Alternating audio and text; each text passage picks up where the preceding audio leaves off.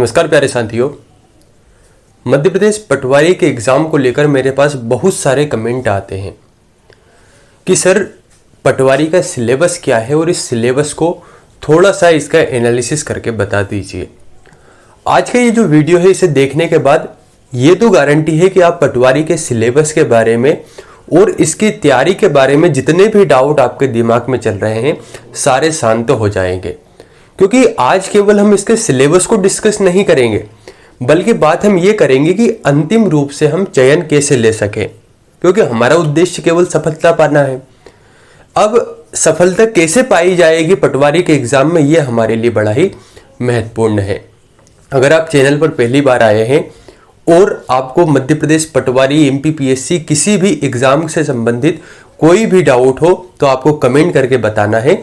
हमारी कोशिश रहेगी कि आपके कमेंट अगर वह बहुत ज़्यादा महत्वपूर्ण है तो उसके ऊपर हम एक वीडियो बनाएंगे, वरना मैसेज के द्वारा मैं आपके कमेंट का जवाब दे सकूंगा। और अगर आपने चैनल को सब्सक्राइब नहीं किया है तो चैनल को सब्सक्राइब कीजिए, लाइक करें और बेल आइकन को जरूर दबाएं। तो साथियों, आज हम क्या क्या बात करेंगे, सबसे पहले हम ये समझते हैं। सबसे पहले बात करेंगे कि मध्य प्रदेश पटवारी का जो एग्जाम है इसका सिलेबस क्या है। दूसरी बात ये आएगी कि इस सिलेबस को हम कम से कम समय में कैसे पढ़ें। तीसरा, सबसे अच्छा क्या होगा इस सिलेबस को पढ़ने का तरीका। कहने का मतलब ये कि जैसे उदाहरण के लिए समझिए कि जीएस वाला जो टॉपिक है, यूपीएससी में भी जीएस है, एमपीपीएससी में भी आपका जीएस है। अदर स्टेट सर्विसेज की बात करिए या व्यापम की बात करें या किसी भी एग्जाम की बात करें तो अधिकतर आप देखते हैं कि जीएस आता है। तो भाई बात यह आती है कि जीएस का जो एरिया है वो तो बहुत बड़ा है और हो सकता है कि हम हमारे जीवन को समाप्त कर ले, लेकिन जीएस कभी समाप्त नहीं होगा पढ़ते पढ़ते। तो इसका समाधान क्या है उसके ऊपर बात करना ज़्यादा जरूरी है कि आखिर पटवारी के हिसाब से हमें कितना जीएस पढ़ना होगा और किस लेवल का पढ़ना होगा, बेहतर क्या होगा जीएस को पढ़ने का तरीका, और अन्य चीज़ों के बारे में भी बात करेंगे। तो चलिए शुरू करते हैं। बिल्कुल बेसिक से हम समझेंगे मध्य प्रदेश पटवारी के एग्जाम के बारे में।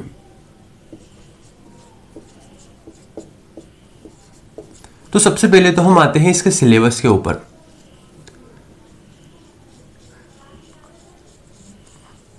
देखिए, अभी तक मध्य प्रदेश पटवारी का जो सिलेबस है वह सिलेबस हम डिस्कस करेंगे पुराने पेपर के आधार पर। 2017 में जो आपका पेपर हुआ था उसी पेपर के आधार पर हम इसके सिलेबस के बारे में डिस्कस करेंगे और उसमें जो सिलेबस था उसी के बारे में चर्चा करेंगे। अगर मैं पटवारी के सिलेबस की बात करूं तो इसमें आपके आपके 5 टॉपिक हैं और प्रत्येक टॉपिक से 20-20 प्रश्न पूछे जाएंगे। हो सकता है आपको पता हो, लेकिन हम चूंकि डिटेल में बात करें तो 0 लेवल से हम बात करेंगे। अगर कोई स्टूडेंट ऐसा है जो पहली बार भी इस वीडियो को देख रहा है तो मेरी कोशिश रहती है कि उन्हें पूरी जानकारी मिल सके। 5 टॉपिक में पहला है इसमें मैथ्स यानी गणित, दूसरा है हिंदी, तीसरा है इसमें जीके या जीएस इसे कह सकते हैं, चौथा है कंप्यूटर और 5वां है ग्रामीण अर्थव्यवस्था एवं पंचायती राज। ग्रामीण अर्थव्यवस्था और पंचायती राज है ना।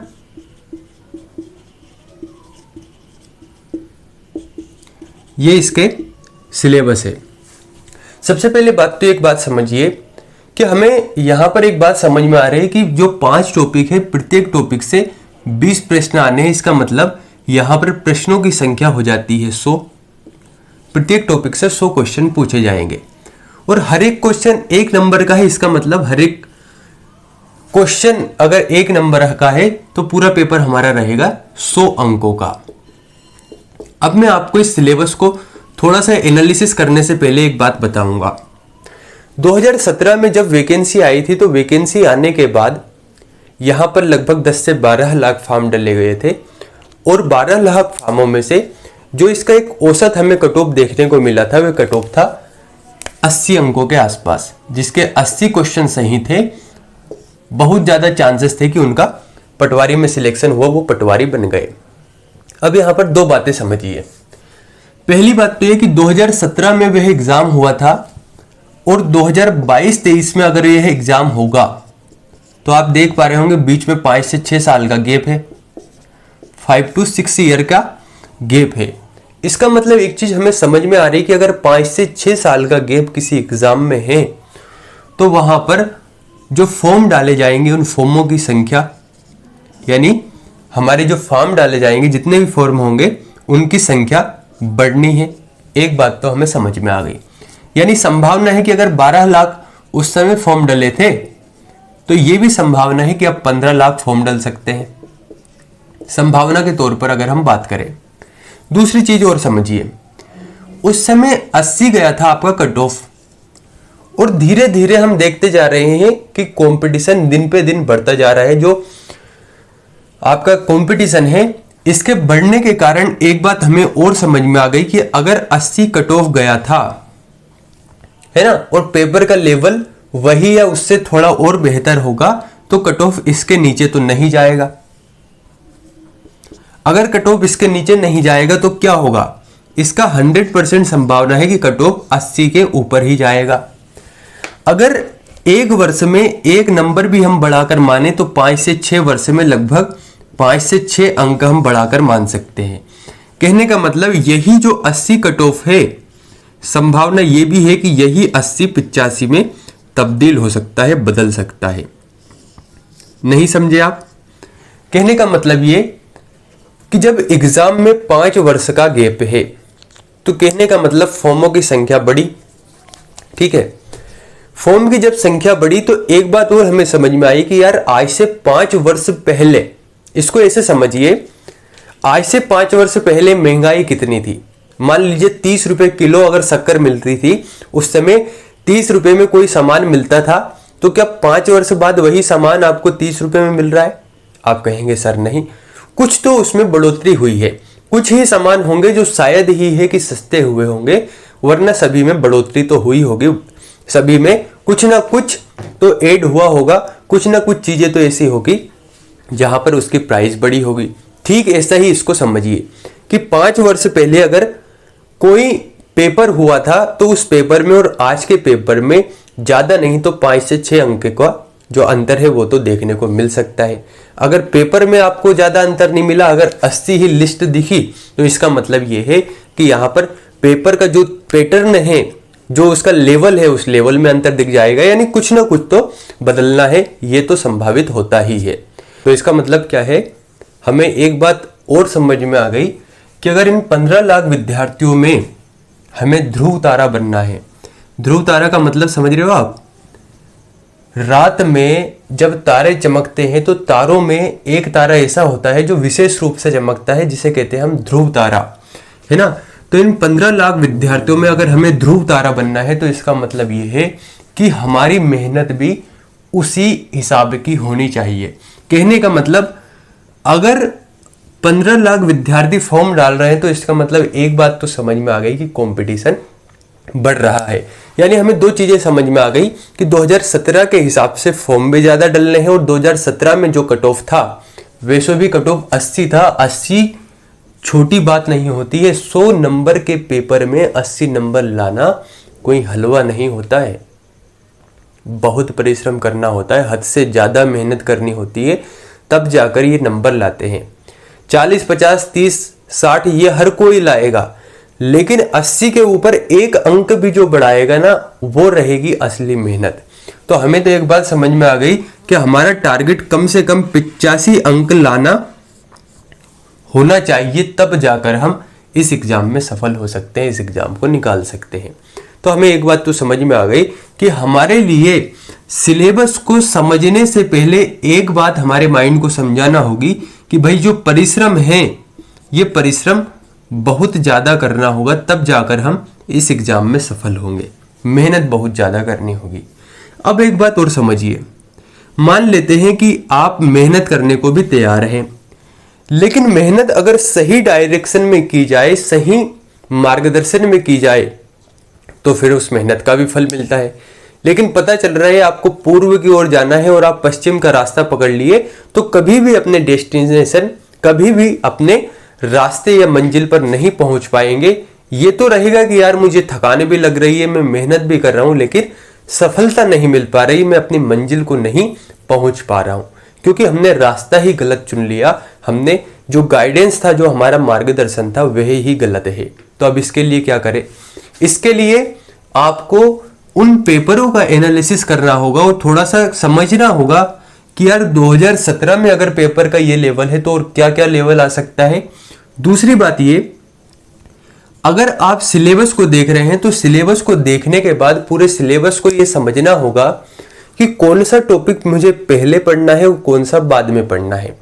सबसे पहले बात तो ये आती है कि किसी भी एग्जाम को निकालने के लिए उसका सिलेबस हमारे माइंड में ऐसा छपा होना चाहिए, उसके बारे में एक एक चीजें हमें पता होना चाहिए।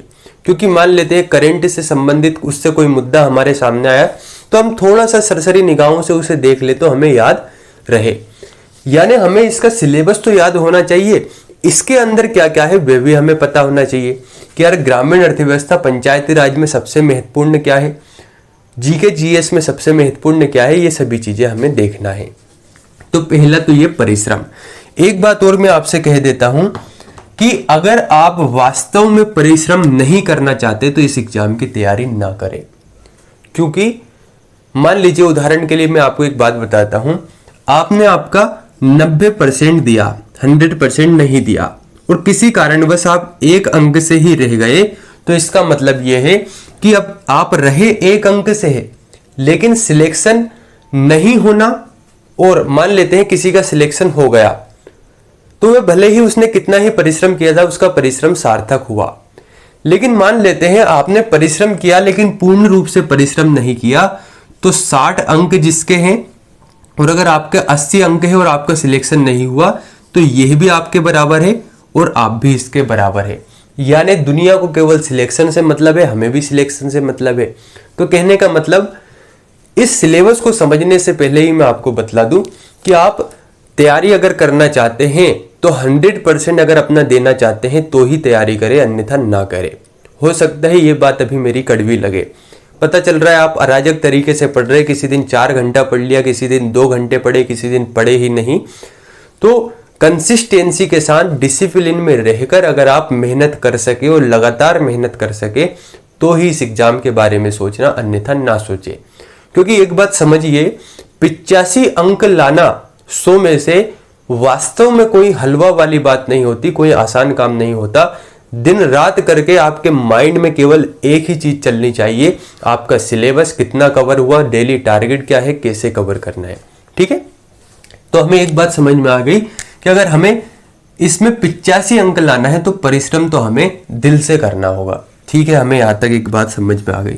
चलिए अब इसके सिलेबस को समझते हैं और इसके सिलेबस को समझने के बाद ये देखते हैं कि हम इसे कम से कम समय में कवर कैसे कर पाए। एक बात और मैं आपको बता दूं, सिलेक्शन लेने के लिए कम से कम हमें हमारा सिलेबस तो पूरा ही करना है, लेकिन इस सिलेबस को पूरा करने के साथ ही कम से कम हमारा 2 बार रिवीजन हो जाना चाहिए। यानी सिलेबस प्लस कम से कम 2 बार, ठीक है, रिवीजन हो जाना चाहिए, तब जाकर हम उन चीजों को याद कर पाएंगे। तो हमें सबसे पहले क्या करना है, हमने सबसे पहले इस पूरे सिलेबस को देखा। इस सिलेबस को टुकड़ों में तोड़ लीजिए। टुकड़ों में तोड़ने का मतलब क्या है, इसको ये देखिए, एक मान लेते हैं आपने देखा कि मुझे 5 महीने तैयारी करनी है, ठीक है। तो 5 महीने में सबसे पहले मेरे पास ये वाला टॉपिक भी है, ये सब्जेक्ट भी है, ये वाला सब्जेक्ट भी है, यानी पूरे सब्जेक्ट है। तो इन 5 महीनों में मैंने पूरे सब्जेक्ट को तोड़ लिया। कैसे तोड़ा कि मैंने एक डायरी बनाई, उस डायरी में लिखा कि मुझे 1 महीने में इस सब्जेक्ट को करना है। फिर इस 1 महीने में अगर 4 सप्ताह है तो 4 सप्ताह में कौन कौन से टॉपिक करना है, फिर कौन कौन से टॉपिक का रिवीजन करना है और बार-बार रिवीजन किन टॉपिक का करना है। इस तरीके से हमने इसे तोड़ लिया। तो आप देखेंगे कि आपके पास इतना कम समय बचेगा इस सिलेबस को कंप्लीट करने में कि आपको लगेगा कि यार समय है ही नहीं। जो विद्यार्थी कहते रहते हैं कि सर वैकेंसी कब आएगी, वैकेंसी कब आएगी, अगर इस तरीके से सिलेबस को अगर देख लेंगे ना तो वो सोचेगी काश वैकेंसी 6 महीने के बाद आए। इतना कठिन काम होता है ये। तो समझने का काम हमें क्या करना है कि हमें सबसे पहले सिलेबस को देखना है कि हाँ मैथ है, हिंदी है, जीके, जीएस, कंप्यूटर, ग्रामीण अर्थव्यवस्था, पंचायती राज, सभी को हमने देख लिया। अब इसके आगे क्या करना है वह सबसे महत्वपूर्ण है, उसको समझिए। देखिए, एक बात हमें समझनी होगी कि अगर हमें 80 से 85 अंक लाना है, 80 से 85 अंक लाना है तो हमें कम से कम 3 सब्जेक्ट में 20 में से 20 अंक लाना होगा। एक बात और समझिए कि 20 में से 20 अंक हम लाने की तो सोच रहे हैं, लेकिन सब्जेक्ट भी ऐसा होना चाहिए जिसमें संभावना रहती है कि हम 20 में से 20 ला सके। जैसे उदाहरण के लिए अगर मैं कहूं कि आपको जीके में 20 में से 20 लाना है तो ये थोड़ा सा असंभव टास्क है। मैं ये नहीं कह रहा कि आ नहीं सकता, लेकिन थोड़ा सा कठिन टास्क है जिसमें हमें ज्यादा ऊर्जा की खपत होगी, लेकिन उसका परिणाम उतना मिलेगा नहीं। तो मैं डिटेल में समझाऊं उससे बेहतर खुद बता देता हूं कि आपको कोशिश ये करनी है कि मैथ्स, हिंदी और कंप्यूटर, चूंकि ये पर्टिकुलर केवल एक एक सब्जेक्ट है और इन्हें एक बार अगर आप कवर कर लेते हैं तो इन तीनों को मिलाकर आप 60 अंक लाने की संभावना बना सकते हैं। समझ रहे हो आप? 100 में से 60 अंक के ये 3 पेपर है और हमारी कोशिश ये होना चाहिए कि 60 जो क्वेश्चन इसमें से आए वे 60 क्वेश्चन हमारे सही होना चाहिए, क्योंकि अगर हमें 80 से 85 अंक तक पहुंचना है तो हमें कम से कम 60 क्वेश्चन 3 पेपर के सही करना ही होगा। तो हमें ये तो बात आ गई दिमाग में कि यार कंप्यूटर, हिंदी और मैथ्स को हमें अच्छे से पढ़ना है, 20 में से 20 लाना है। अब बात ये आती है सर कि जो जीके है, मेन मुद्दा तो यह है कि जीके को कैसे कवर करें, और ग्रामीण अर्थव्यवस्था, पंचायती राज में तो बहुत कम नंबर आते हैं, तो इसका क्या करें। तो सबसे पहले ग्रामीण अर्थव्यवस्था, पंचायती राज की आप कोई भी बुक ले, इस बुक को बहुत अच्छे ढंग से पढ़िए, बार बार पढ़िए, बार बार इसका रिवीजन करिए। कम से कम एक बार आप इसे रीड कर ले यानी पढ़ ले, और कम से कम 2 बार आप इसका रिवीजन कर ले। इसके बावजूद मैं कहूंगा कि आपके अगर 20 नंबर का ये पेपर है, 20 क्वेश्चंस आने हैं, तो संभावना यह है कि आपके लगभग 14 से 15 क्वेश्चन से भी यहां से सही हो गए, तो आपकी संभावना है कि आप पेपर निकाल लेंगे, आप सिलेक्शन ले लेंगे।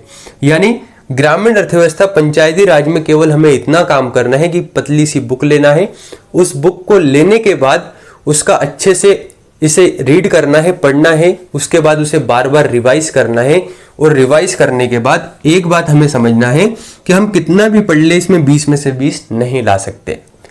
इसके साथ ही थोड़ा सा इसमें जो भी हम करंट अफेयर्स पढ़ रहे हैं, उस करंट अफेयर्स में जो भी, जैसे मान लेते हैं हम कि इकोनॉमिक्स से संबंधित कोई भी चीज आई, कोई भी डेटा आया, तो उस डेटा से संबंधित एक अलग कॉपी बना लेनी है, बस उसे लिखते चलना है, एग्जाम के टाइम पर दोहरा लेना है, क्योंकि वहां से प्रश्न बनते हैं। कल्याणकारी योजनाएं नई नई लागू होती है, उन्हें देख लेना है, तो हमारा ये पोर्शन भी कंप्लीट हो गया। ठीक है, यानी 4 टॉपिक हमने कंप्लीट किए। 80 नंबर के ये टॉपिक है, जिसमें से हमने लगभग संभावना ये जताई कि 70 से 74 नंबर का पेपर हमने सोल्व कर लिया। सबसे बड़ी जो समस्या आती है जीके व जीएस में। जो विद्यार्थी एमपीपीएससी, यूपीएससी की तैयारी करते हैं, अगर उनके ये अन्य टॉपिक भी कंप्लीट हो तो संभावना ये है कि उनका पेपर जल्दी निकलेगा, क्योंकि जीके जीएस की उनने पहले से तैयारी की है। लेकिन जो पर्टिकुलर इस एग्जाम की तैयारी कर रहे हैं, उनके साथ बड़ी दुविधा हो जाती है कि ठीक है हम यहां पर औसत नंबर ले आएंगे, लेकिन इसका क्या करें। तो बस मैं उसी को समझाना चाहता हूं, यहीं पर विद्यार्थियों के साथ बड़ी समस्या होती है, उसको हम देखते हैं। देखिए, जीएस अगर मैं बात करूं तो आप भी जानते हैं कि जीएस का जो सिलेबस है बहुत बड़ा है, और अगर मैं पर्टिकुलर इसके सब्जेक्ट की बात करूं तो इसमें बहुत सारे सब्जेक्ट हैं। जैसे इसमें एक सब्जेक्ट है एमपीजी के, दूसरा सब्जेक्ट है हिस्ट्री, ज्योग्राफी ले लेते हैं। एक सब्जेक्ट है हिस्ट्री, एक है साइंस। साइंस में आपके तीनों भाग आ गए, physics, chemistry, biology. Current affairs, है ना, पॉलिटी,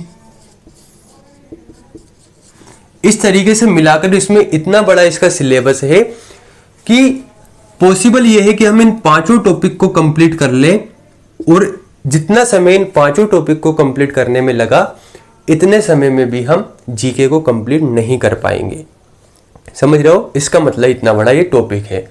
तो सर बात ये आती है कि फिर हम करें क्या। तो देखिए, हमने 60 नंबर तो बाहर निकाल दिए थे।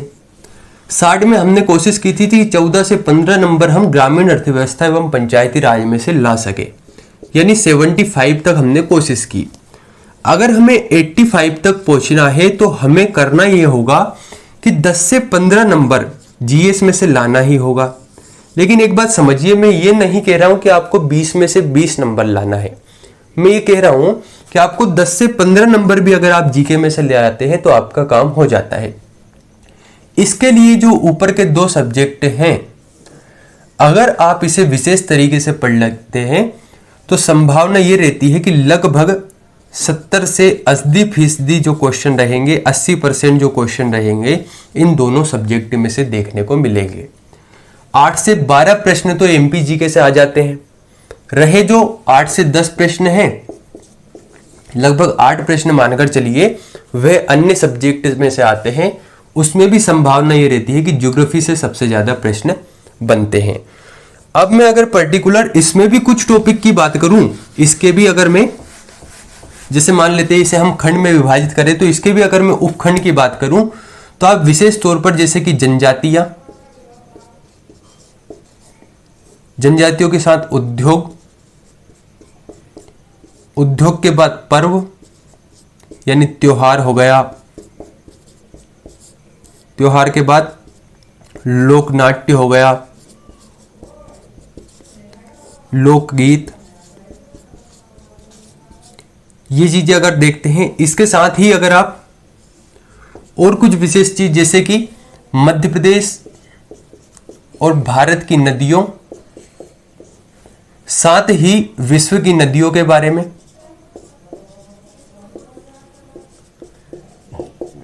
इसके बाद में अगर आप खनिज संसाधन देख ले, राष्ट्रीय उद्यान देख ले, अगर आप इन चीजों को भी अच्छे से कवर करते हैं तो कोशिश ये रहेगी, करंट अफेयर्स में आप स्पोर्ट्स वाला पोर्शन देख ले, कल्याणकारी योजनाओं वाला टॉपिक देख ले, और पुरस्कार अगर आप देख लेते हैं तो वहां से संभावना रहती है कि क्वेश्चन बन जाते हैं।